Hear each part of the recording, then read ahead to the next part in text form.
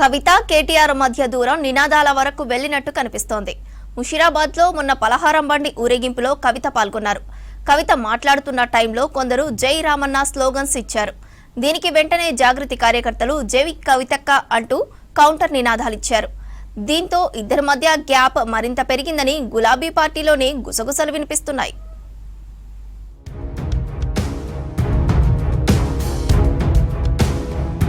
ఈ ఏడాది మే 28న BRS MLC కవిత చిట్చాట్లో చేసిన ఆరోపణలు పొలిటికల్ సర్కిల్స్ లో హాట్ టాపిక్ అయ్యాయి. తాను అడ్డుపడకపోతే బీఆర్ఎస్ బీజేపీలో విలీనమయ్యేదన్నారు కవిత. కేటీఆర్ హరీష్ టార్గెట్ గా కవిత చేసిన కామెంట్స్ పార్టీలో కాకరేపాయి. అంతకుముందు విదేశీ పర్యటన ముగించుకొని వచ్చిన కవిత శంషాబాద్ ఎయిర్పోర్ట్ లో చేసిన కామెంట్స్ గులాబీ పార్టీలో కలకలంగా మారాయి. తర్వాత వరుసగా కేటీఆర్ ను టార్గెట్ చేస్తూ కవిత ఇండైరెక్ట్ గా మాట్లాడుతూనే ఉన్నారు.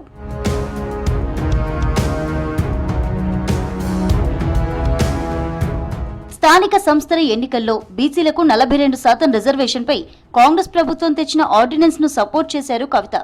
సంబరాలు చేసుకుని బైక్ ర్యాలీ కూడా నిర్వహించారు. ప్రభుత్వం ఆర్డినెన్స్ కరెక్టేనన్న ఆమె బీఆర్ఎస్ ఆర్డినెన్స్ ను వ్యతిరేకించడం సరికాదని చెప్పారు. బీఆర్ఎస్ వాళ్లు తన దారికి రావాల్సిందేనని మీడియా చిట్చాట్లో చెప్పారు కవిత. ఇలా కవిత ఎప్పుడేం మాట్లాడుతుందోనని టెన్షన్ పడుతున్నారు గులాబీ లీడర్లు.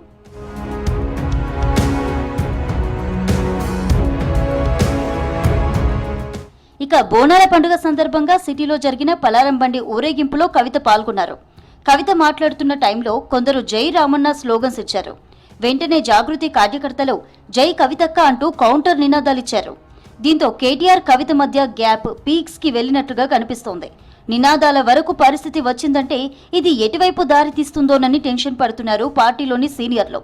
కవిత విషయంలో మాట్లాడేందుకు చాలా మంది నాయకులు జంకుతున్నారు. అయితే ఆర్డినెన్స్ విషయంలో కవిత చేసిన కామెంట్స్ విషయం ఆమె విజ్ఞతకే వదిలేస్తున్నామన్నారు పార్టీ సీనియర్ నేత మధుసూదనాచారి. పార్టీ అన్ని విషయాలను గమనిస్తోందని చెప్పారు. పార్టీ స్టాండ్ గా చాలా రిపీటెడ్ గా చెప్పినాము. ముమ్మాటికి పార్టీ స్టాండ్ అని నేను చెప్తా ఉన్నా. ఎదుటోళ్ళు మాట్లాడేది అది పార్టీ స్టాండే అడగండి. మేము మాట్లాడేది మాత్రం ఇప్పుడు అది వారి విజ్ఞతగా వదిలిపెడుతున్నాం. మా పార్టీ స్టాండ్ మాత్రం నేను రిపీటెడ్గా గతంలో చెప్పినా ఇప్పుడు చెప్పినా అవసరమైతే ఇంకెన్నిసార్లు అయినా కూడా చెప్తాం. అన్ని పార్టీ గమనిస్తున్నది. ఒక్క విషయం మాత్రం స్పష్టం అండి, ఎవ్వరు కూడా పార్టీకి అతీతులు కారు. ఓకే. ఇక మొత్తానికి కవిత ఏ రోజు ఏ బాంబు పేల్చుతుందోననే ఆందోళనలో ఉన్నారు గులాబీ లీడర్లు.